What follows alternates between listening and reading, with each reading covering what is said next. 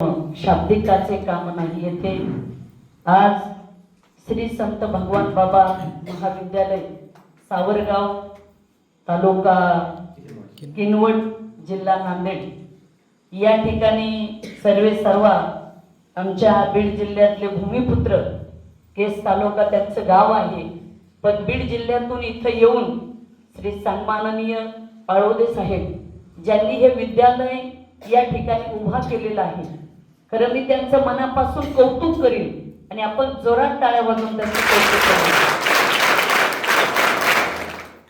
या ठिकाणी पत्रकार दत्ता भाऊ यांची उपस्थिती लाभलेली आहे।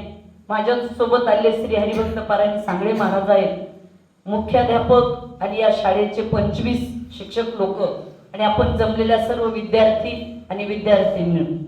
आज भगवान बाबा महाविद्यालयामध्ये येण्याचा माझा योग आला। आमचे पाळोदे साहेब यांनी मला या ठिकाणी बोलवलं।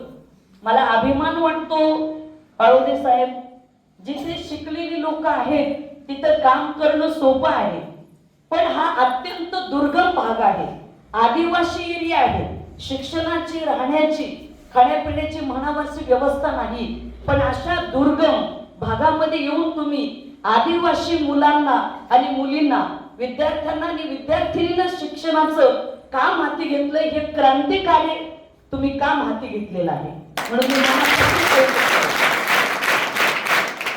मुलींनो मला सांगायला अभिमान वाटेल, तुम्ही आदिवासी भागामध्ये आहे, आदिवासी मुलं आणि मुली शिक्षण घेत आहेत। तुम्हाला माहिती आहे का आपल्या देशाच्या राष्ट्रपती कोण आहेत? माहिती आहेत का? कोण आहेत? राष्ट्रपती श्रीमती द्रौपदीताई मुर्मू, त्या कोण आहेत माहिती का? आदिवासी समाजातूनच जन्माला आलेल्या आहेत, पण कोण झाल्या? देशाच्या राष्ट्रपती झाल्या। तिथे जमलेल्या सर्व विद्यार्थी विद्यार्थिनी विद्यार्थी